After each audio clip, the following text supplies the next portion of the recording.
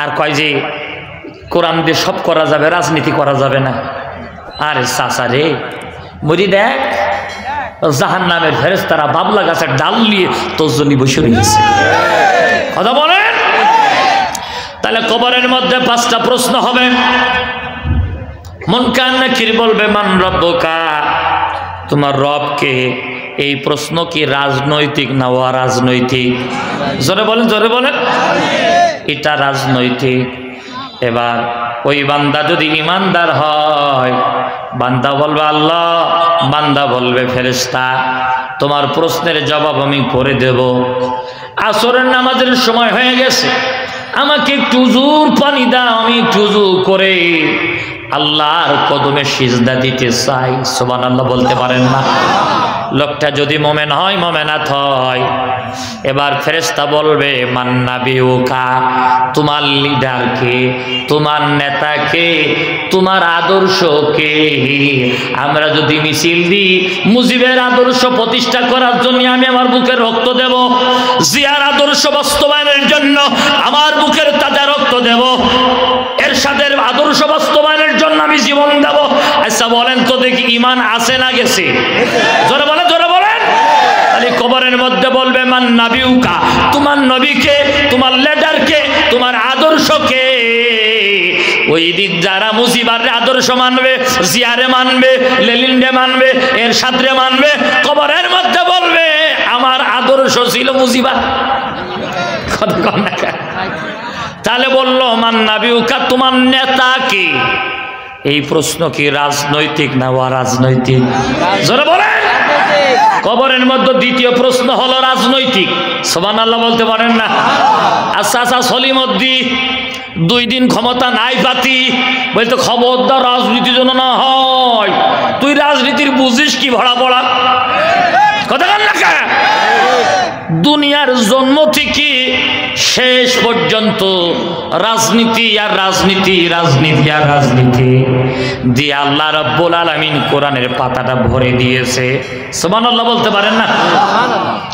এবার এই উঠে যাচ্ছে কি ডাউডি আসতে আসতে যাবার ও ভাই আসতে আসবে না হিসাব লেগেছে। হ্যাঁ না যাবে না, খবরদার ওঠা নামা করবেন না। ওঠা নামা যেটা করবে বুঝবেন যে ওর রাজনীতি মতো এদিক ওদিক আছে, আল্লাহর রাজনীতি ওর পছন্দ হয় না, তাই চলে যায়। হ্যাঁ যদি পিসাব পায়খানা লাগে মাজা নিচে কই যাবেন, আমরা বুঝবো না লেগেজ বিলে যাচ্ছে। সম্মানিত ভাইয়েরা আমার, এবার ইমানদার বলবে ভাই তোমাকে বললাম গল্প করব, পরে আগে উজুর পানি দাও, উজু করব। সুবহানাল্লাহ বলতে পারেন না? এবার ফেরেশতা বলবে মান দিনুকা, তোমার দিন কি? তোমার দিন কি? ইসলাম তো সহজ বলে দিলেন, ইসলাম কি মানেন?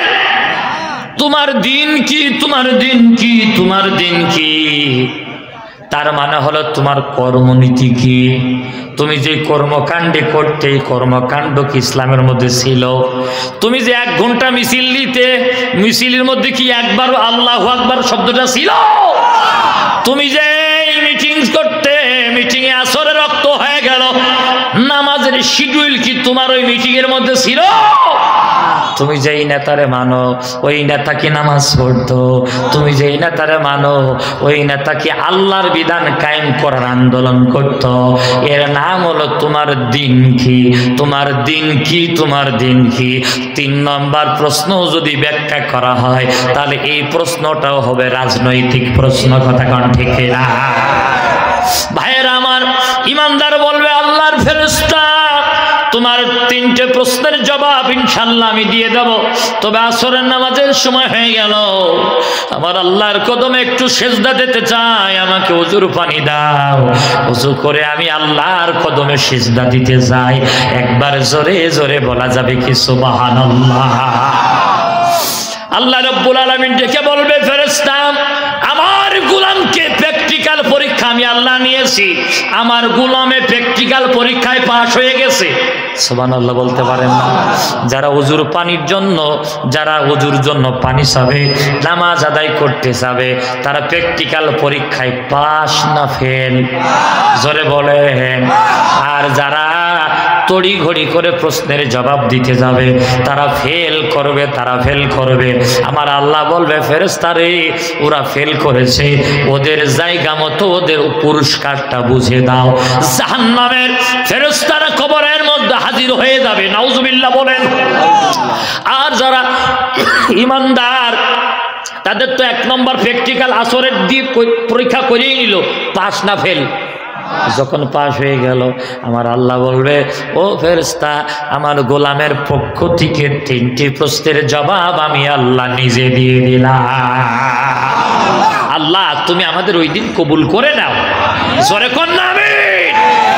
5 নম্বর প্রশ্ন ফেরেশতা করবেন, ও বান্দা এত সুন্দর পরীক্ষায় পাস করলে, শিখলে কোথা থেকে, বুঝলে কেমনে, পড়লে কি?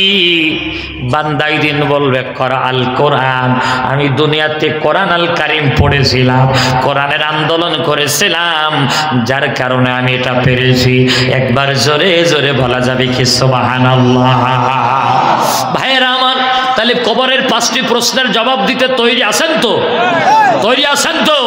কবরের 5টি প্রশ্নের জবাব তারাই দিতে পারবে যারা একমাত্র শুধুমাত্র কেবলমাত্র দুনিয়ায় লেনিনের মতাদর্শ, কার্ল মার্ক্সের আইন, ব্রিটেনের আইন, আমেরিকার আইন, জিয়ার আইন, মুজিবের আইন, এরশাদের আইন নয়, কোন মানুষ রচিত আইনকে প্রতিষ্ঠা করতে না আসে। আল্লাহুল খালকু ওয়াল আমর, আল্লাহর জমিন আল্লাহর দ্বীন প্রতিষ্ঠার আন্দোলন যারা করতে যাবে, এরা 1 নম্বর প্রশ্নের জবাব দেবে। যারা দুনিয়ার মানুষকে নেতা না মানে বিশ্ব নবীকে লিডার মানবে, তারা 2 নম্বর প্রশ্নের জবাব দেবে। 3 নম্বর প্রশ্নের জবাব তারা দিতে পারবে যারা এই দুনিয়াতে চলবে আল্লাহর আইন ছাড়া কেউ আইন মানবে না। সুতরাং বাক্যবাসীর কাছে জানতে চাই, আমার আল্লাহকে বিধানদাতা, বিশ্ব নবীকে আদর্শ হিসেবে মানব, আল্লাহর বিধান ছাড়া কারো বিধান চলবে না। আগামীতে আল্লাহর কোরআন প্রতিষ্ঠার জন্য রাজপথে যদি আগ্রহ হয়, মাথায় কামড়ের কামড় বাজে, আর একবার 5ই আগস্টের মতো বিপ্লব ঘটানোর জন্য কারা কারা তৈরি আছেন, তো আল্লাহকে দেখাই দিই।